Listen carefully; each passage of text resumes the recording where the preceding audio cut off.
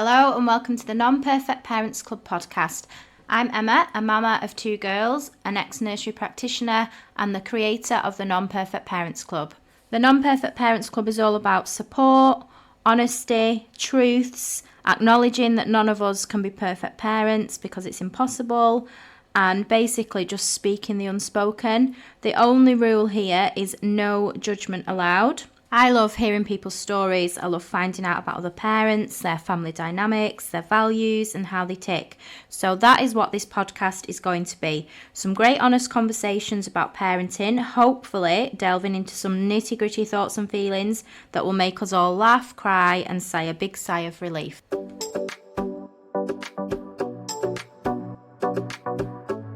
Hello and welcome back to the Non-Perfect Parents Club podcast. Today I'm joined by Kieron. Hi Kieron and welcome to the podcast. Thank you for joining me. Thank you. So, if you want to introduce yourself and tell us a little bit about your family dynamic and any heritage.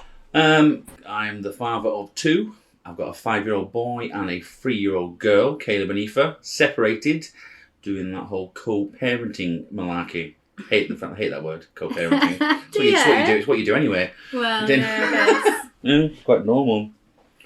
But my mum's Irish, dad's Irish, come from Irish sort of stock military families, whereas I was born in Germany because my dad was serving, Thomas was born in Germany, but he was serving in Ballymena when Scott was born, my other brother. Right. And my mum, I only found this out today when I was talking about this, she lived in Gibraltar. And in 5 other random countries in the world as she was growing up. So it's very similar how my mum was brought up as how we were in a sense, yeah. So I didn't know that your dad was military. So was your mum's family? My granddad James was in the Royal Irish Rangers, and my dad was in the Royal Irish Rangers. Right, okay. Based in Ballymena in Northern Ireland. Right. So that's how they met. Oh, is it? Yeah. My dad used to jump over the fence and do his best Northern Irish accent during the Troubles, mind, you know. Yeah. Okay. The main rule of the Non-Perfect Parents Club is no judgment allowed. Have you ever felt judged in your parenting, and can you tell us about it? Mainly my ex, but I think that's just sort of, you're not doing it right. But it's either your way or my way. Yeah. I think sometimes when you're in a relationship, you discuss things, but it's her way. Even though you do discuss it. Exactly what he said. But I think that's a normal, healthy relationship. Yeah. If you're both not backing down and not finding sort of common ground, it doesn't really work. But and it's hard, isn't it? So I know, with us 2, we've come from such different families in terms of parenting styles that then when you come together, you don't think about that before, do you? It's not as much give and take as it is take. Yeah. Yeah. Anything else that you feel like you've been judged on? Or? I think some people can say to me sometimes I'm a bit tough on my kids because I try and be strict, but it all just comes from the way my mum was. She never gave us any choices until we got old enough where she thought we understand what choices we were making. Yeah. And I think she's very I've stuck to that sort of how it was because we didn't choose what we wore, didn't choose where we went, didn't choose what we ate, didn't choose and I think there's a lot more of that now, choice. And I don't think choices lead to bad decisions. But if the decision's made for you, it can, it's not as bad. So do you agree with that style of parenting? Yeah, that is my style of parenting, so I have to agree with it. I see kids just they're given too many choices, and then that thing, you become their friend rather than their parent is a big one for me. Yeah.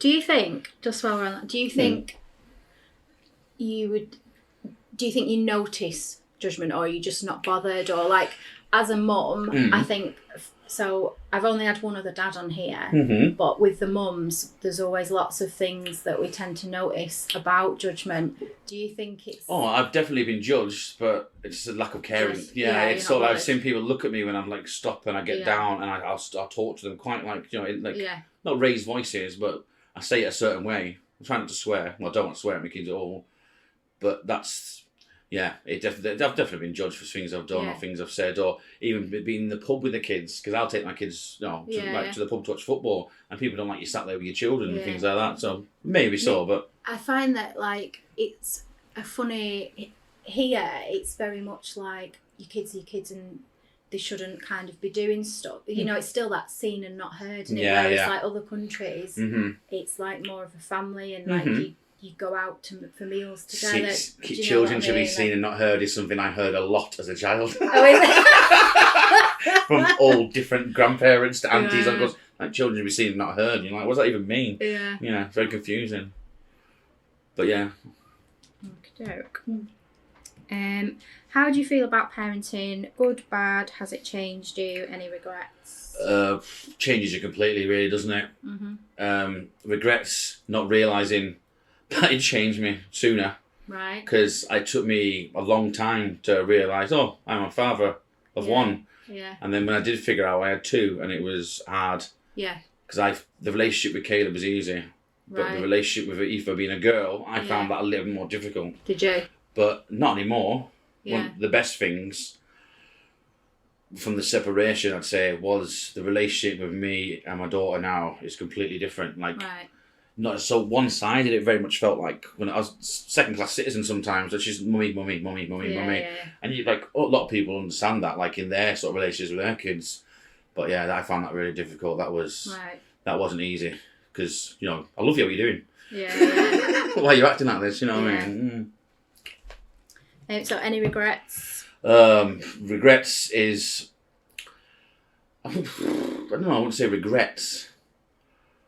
Because in my head, I generally think I've done a good job. I'm quite proud of the way my kids are and how they behave. So I don't think I have that many regrets about it. And there's quite a few of us on that question have said like there's obviously stuff that we've done that we maybe wouldn't do again, or that we've done wrong or whatever, but you just learn from it, don't you? When Caleb was younger, I do regret this. He'd put his hands near like electric sockets or do things, I'd slap his hands.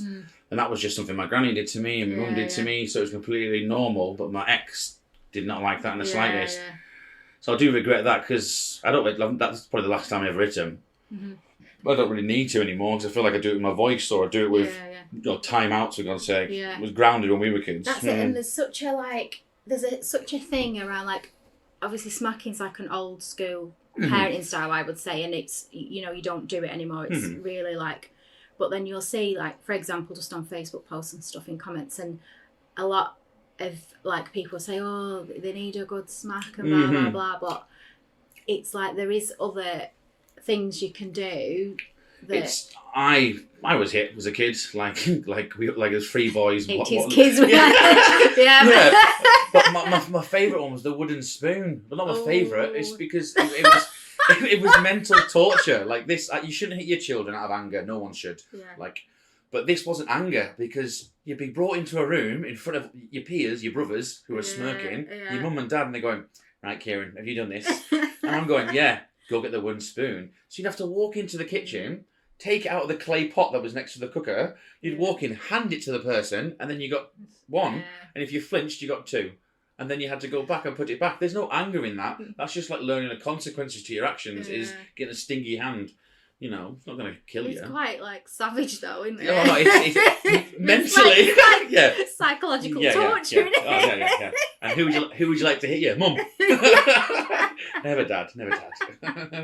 I'll never forget when my mum was at work, and she used to smack the backs of my legs like that. Same. I always had like handprints, but my sister was only a baby, and he was stood in the front room and he was like rocking her, and I don't know what I'd done to him, but he'd snapped at me. So I stuck my fingers up at him behind his back, but he seen me in the reflection of the window, and he turned around like round my head, just like smacking me. I've never forgotten that. Yeah, deserved it. Well, I wouldn't go that far. He could have just said, "Don't do that again." So, do you think you're a good parent? Yes. I think I take it, like, we talk about a lot, like, just enough spare time, I suppose, when I'm here. I just take it right serious, because I don't know, I think I've had quite, like, strong women, like my grandmother and my mother. They always talked about it. It's like a strange thing my granny always said to me, and I always remember it sticks in my head, is if you toughen them when they're little, you don't have to be when they get older, because they understand the rules. Yeah. And, like, some people think that I said, like Caleb, no. Like, I'd tell him off when he was like a toddler. He was tiny, but I'd tell him, and he hated it. Like, he's an emotional little man. Yeah. But I think if you try hard and you do the right things, you can't go wrong. Yeah. Because it's all about love. It's all about you loving and wanting the best for them. I worry like mad about them constantly, and that's all. You want to keep them behaving a certain way, but it's like a controlling thing. It's so strange because I'm the mate sometimes, but I'm the parent, and I think that's something I probably just makes you a better parent if you're not friends with your kids. That sounds a really weird thing to say, but it's that sort of familiarity and friendship that'll make them like take the mick out of me. Yeah, and it sounds weird to say it out loud, but that's it. I mean, there's two of them and one of me. Yeah. Exactly. So you've got to win. Yeah. And I think it's hard to actually be friends with your kids when they're young. Yeah. Aren't they? Like, because like you say, you're the adult and you've, like I always say, I play the long game. So like I don't always do stuff that I could do because it's easier, but I'm thinking long term of, in the future. Oh yeah. And it's you can to be able to do that. I don't think you can be their friend, can you? Like it's. But it's like it sounds harsh sometimes when I say it. But of course, I'm my friend. Of course, they ride on my back like I'm a dinosaur, and you chase around, you dance with them, and you're fun and play with them. But it's friends make different. Friends argue and friends fall out. But like Mum always just says, I love you, but sometimes I just do not like you very much. Whereas like your mate's not going to say that to you, is he? Your mate's just, I just don't like you. Yeah. So you just said like you worry about them all the time and that, which obviously we all do. But in terms of like you now being separated, how have you found that? Because you're obviously not with them.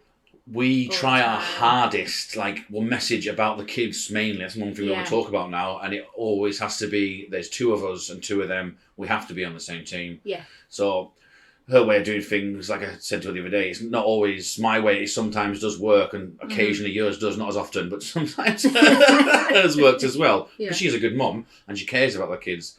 But there's different ways of doing things. But I think if it works, it works. If you're happy, like they're happy, I think you can't go wrong. Yeah.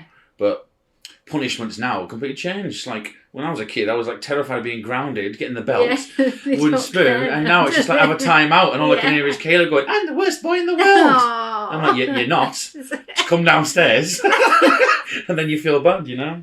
Do you find you like worry about them more now though? It's school that made me worry because I had a tough time at primary, like sort of being bullied and things, and then he is me, like he. I think what did Mrs. Edgar call me in year 3? It was waterworks. That stuck with me for a while. A teacher called me that. See, school in like the 80s, 90s was brutal as well, wasn't it? I think life was a lot different. Now you go and they're like, it's the butterfly gang. And you know what I mean? And the teachers are lovely. And they're like caring, thoughtful, kind women and men who love looking after kids and making a difference. But ones that we had at Moorside, Mrs. Edgar she wasn't nice. Like she made me cry constantly and then told me I was like a waterworks. But I worry about bullying. I more worry about how they behave and how they treat kids as well, because I reiterate it all the time: be kind and be brave. Like be kind to people and be brave. As if someone, for instance, pushes your sister over, be brave and stick up for her. Like it's not be kind and be brave and bully. It's be kind and be brave. Two little things that if you just remember, they'll be okay. Don't start a fight, but end it. Yeah. No, my dad used to say that. The 2 girls robbed my bike. Yeah, it was rough round there. Is there anything in your life that has shaped how you parent that you're happy to talk about? Any situations, circumstances that have affected this? I was thinking this earlier. It'd be the divorce. Mum and Dad got divorced when I was 12, and then I was very much a daddy's boy when I was a kid. Right. And then sort of as I've got older, as the divorce happened, boom, poof, didn't see him for like 2 years. Right. So it completely changed me. I got very angry and very emotional. But it made me very, very close to my mum. I think most of my parenting is how my mum treated me, because my brothers are 6 years older than me. Oh, right. So my only friend in the house was Mum. Every now and again we'd do family stuff together, but she goes, I was like attached to her hip at times. So yeah, the divorce changed, and because my dad wasn't there and he used to spring in and out of our lives, but he's never really there. My biggest fear is being like that towards my children. And that really weighs on me. Yeah. And then I know I'm not like that because I see them as much as I can, like every weekend and weekdays if I can. It's as much as possible, but that's like a massive fear that it weighs quite heavily on you. But like my mum always reassures me, so you're not like that, you're not like that. Yeah. I'm like, yeah, but it's not about being reassured. It's just I'm constantly telling myself that I can't be like that in a sense in my head. Yeah. And that, I guess, will kind of drive you to not be like that even more because it's affected you. Oh, yeah, because my dad, like I swear, he used to smile sometimes, wouldn't you? Not anger, just like smirk at you. I remember I stole cigarettes out of his pocket. I was about 14. And he was, put your hand out. I had to put my hand out like that. And he went into the garden, got a bamboo cane, and he broke it over my hand. Listeners are going to be ringing the social on your dad here. That's all right, yeah. Stories. I'm 36. My hand's fine.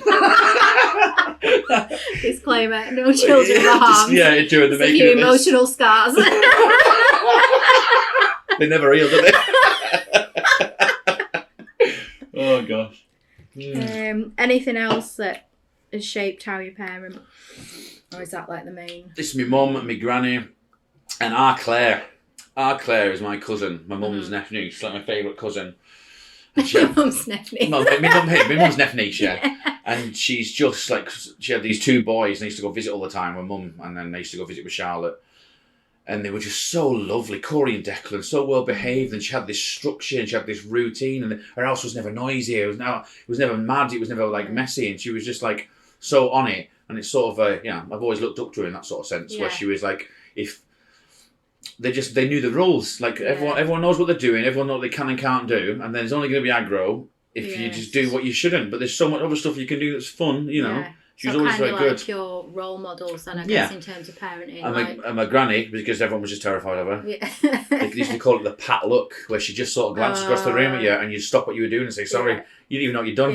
Yeah. Irish grannies are like a different level. Like, if you haven't got an Irish granny, you just don't understand. I remember once I used the acronym that we use up here for someone being beated up. That also sounds like a naughty word. You can swear. It's fine. I said, "Oh, this boy got twatted."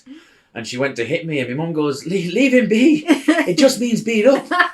And she put it back in the holster, the slap, and looked at me, and I was just like, I'm getting that later on at some point. Yeah. Very strong women in my family that are just very, like, you know, confident women who, like, you weren't allowed to think otherwise. My brother's like very good with his daughter as well. Yeah. He's very completely similar to how I am with mine. She's very polite, like well behaved, never any trouble, because we both sort of do the same things my mum did. Yeah. And you have quite a strong sense of family as well, don't you? Like obviously we chat a lot about stuff, and it's like it comes from her. Like my mum just loves everyone, loves her family, and just she always on the phone to one of us. Yeah. Like I think most days she speaks to all three of us. Or like if she says, she goes, "You haven't rang me," and I'm like, "It's been 2 days." I'm like, "Mum," she goes, I could have been hit by a bus. I'm like, "Esther, if you'd have been hit by a bus, Stagecoach would have rang." Like but good, but because she keeps us very close. Yeah. And I don't know, she's not getting. And that's quite a hard thing to do, I think, as your children grow to adults, isn't it? Like you see, obviously, something I find like it's. You know, you think you're brought up in a house with your siblings, but then there comes to a point and you all just move off and you start your own lives. Yeah, it's strange, It's mad, isn't it? Like, they disappeared. When they got divorced, my brother's with Navy. Oh, really? So they didn't really go through the divorce. They was gone. Okay. They were adults. They moved on with their life. So it was sort of left with me and her. So me and my mum are like really, really close. I remember getting drunk with her once when I was like 28 and admitting to every bad thing I'd ever done. And she's like, I knew. You didn't know anything. I'm telling you now, woman. Yeah, but like I said, apologise for stuff I did when I was a teenager and stuff, and she goes, God, you were the worst. but it's still love, and still gosh, how do we get through that with you? She was the worst, but she said to me earlier, I said, do you remember you used to punch me in the face with rings on? And she goes, you were such a wee bastard.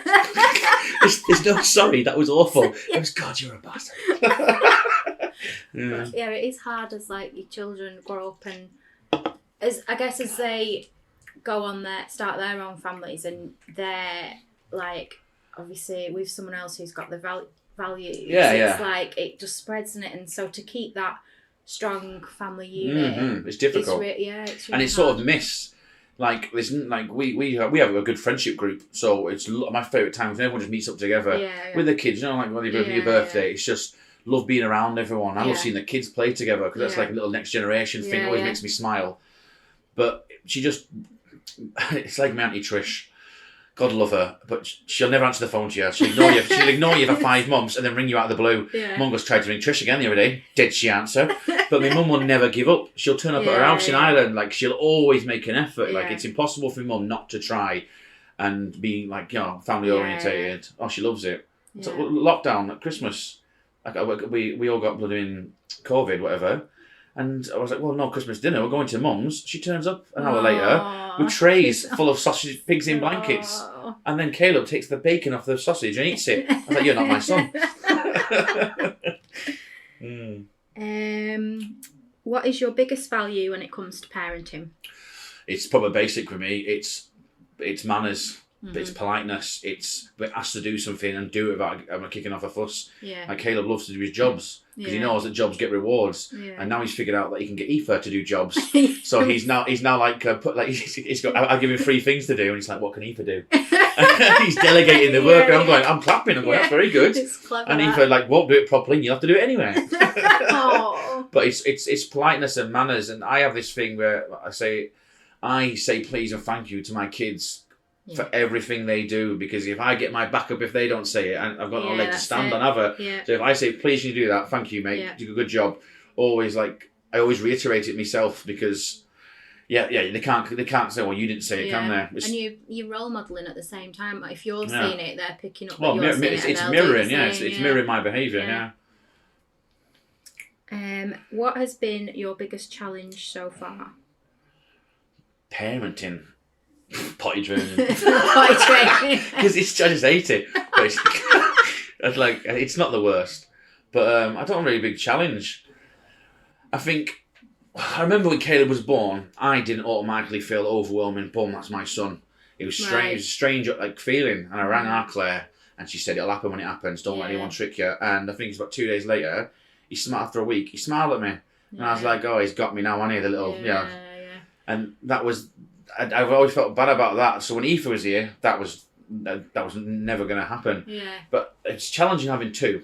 It's challenging trying to treat her the same as him, or even more importantly, him the same as her now. Because she's younger, she's daddy, want to sit on you, want to be next to you, wants constant attention. And then he's like, I can see him edge over sometimes. I'm like, Caleb, you can't. And there's quite a small age gap between 2 years, that's all it is. So he's like, why can't I get them baby loves? Yeah, it's very strange. I think it's going back to what you said first about when Caleb was born.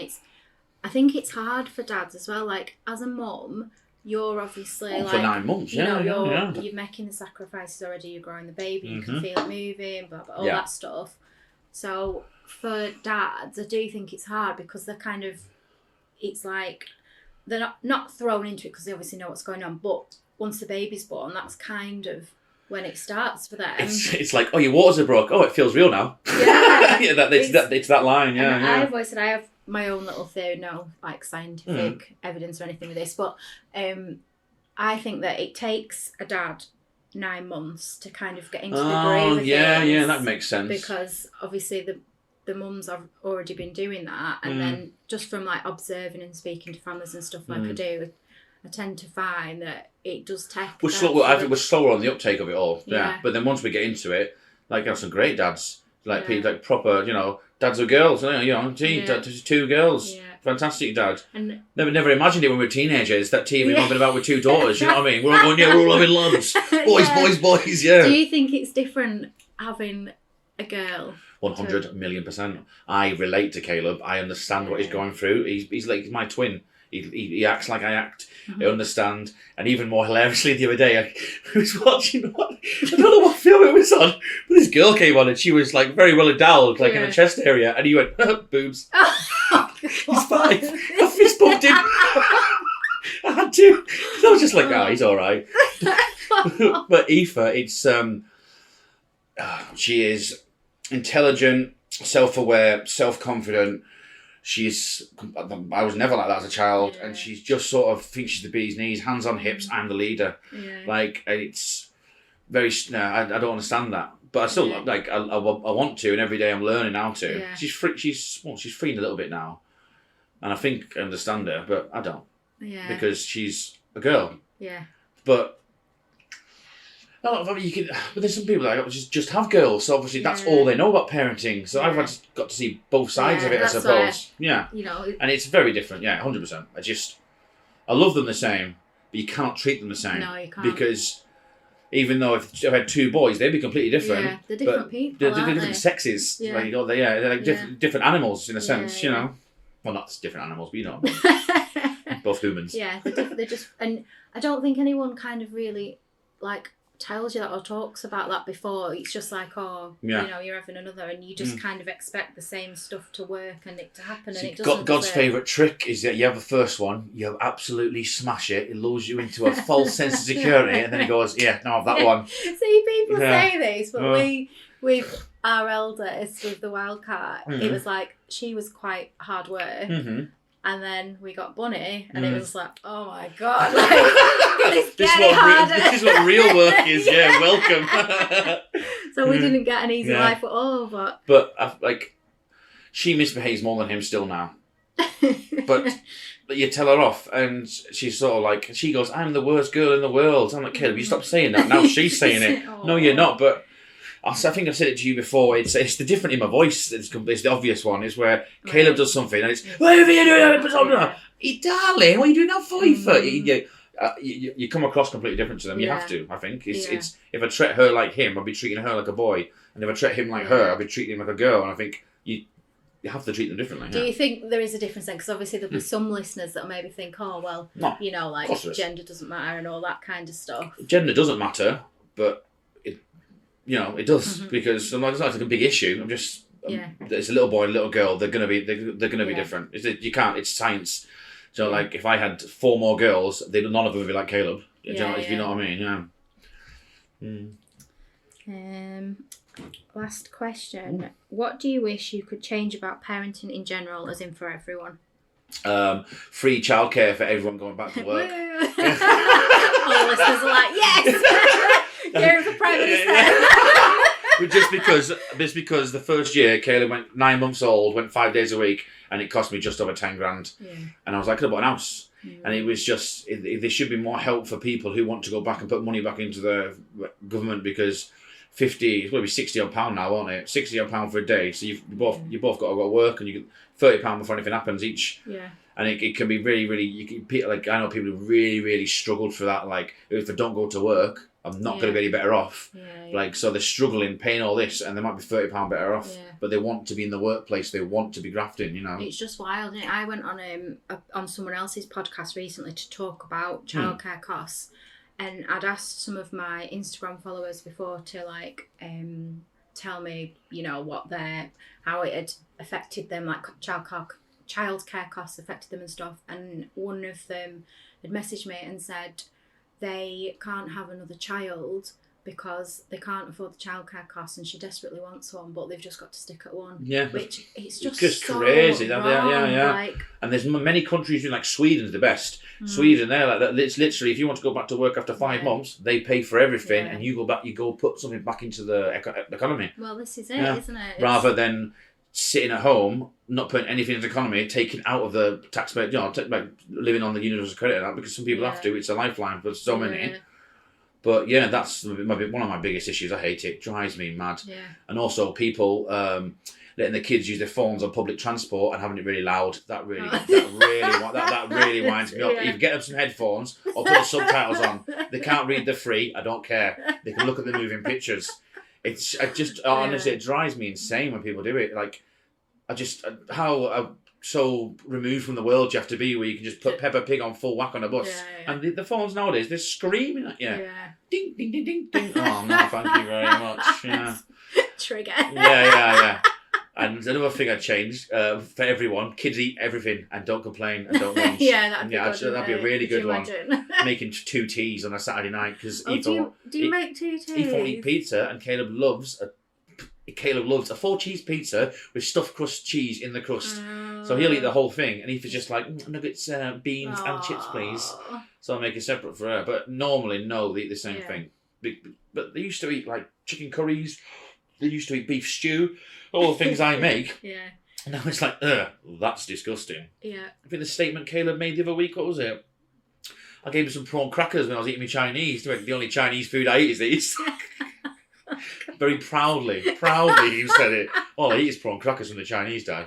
Why do you eat Chinese food? It looks disgusting. Is that what I said? Yeah, he used to eat it. I used to give him ribs and that when he was a baby. Yeah. But the favourite one of that is school, when they all sit around them little tables and everyone starts eating carrots and cucumber dipped in couscous. Like and from the salad bar. he goes, I ate carrots, cucumber and couscous today. I said, I'll get some in. Oh, no, I only eat it at school.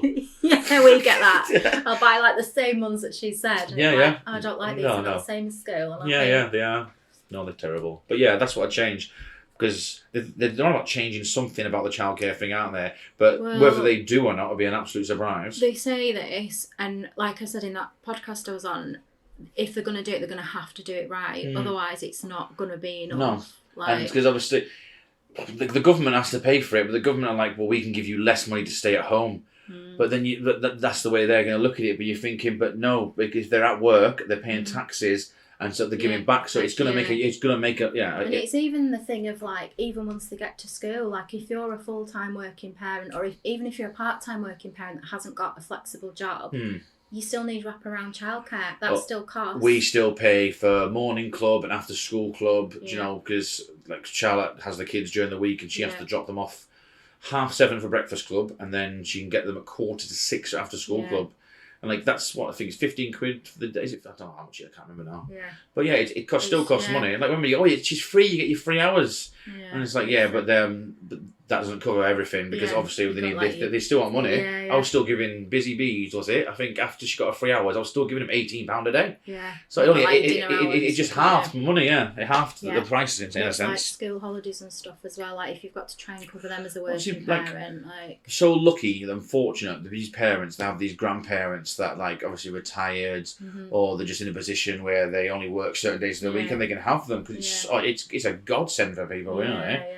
And there's nothing better than being around your granny and granddad's house, is there? Because you eat what you want, you drink what you want, and play what you want, and then they come home, they're not hungry, and they can't go to sleep because they've been eating cake and biscuits all day. Mackey's, my mum does this. I say, don't give them that. They're not had the tea, and she goes, pfft, and then just gives them it. Like literally, what are you gonna do? But like, nothing. I'm not gonna do nothing. Whatever. I'm just gonna point at you. All right, cool. I've warned you. That's enough. This is what we're doing. Okay, crack on. Yeah. Anything else you want to add? No, not really. No, I think it was good. If you've enjoyed this episode, please don't forget to follow, review, and share with other parents you know. You can now listen on Apple Podcasts, Spotify, Amazon Music, and Google Podcasts. I'm now slowly as well uploading the episodes to YouTube. If you would like to be a guest on the podcast, please get in touch via any of my social media channels, website, or email. Thank you, Kieron, for joining me on today's podcast. Not a problem. Great to have you, and thank you to everyone for listening. Don't forget to like and subscribe.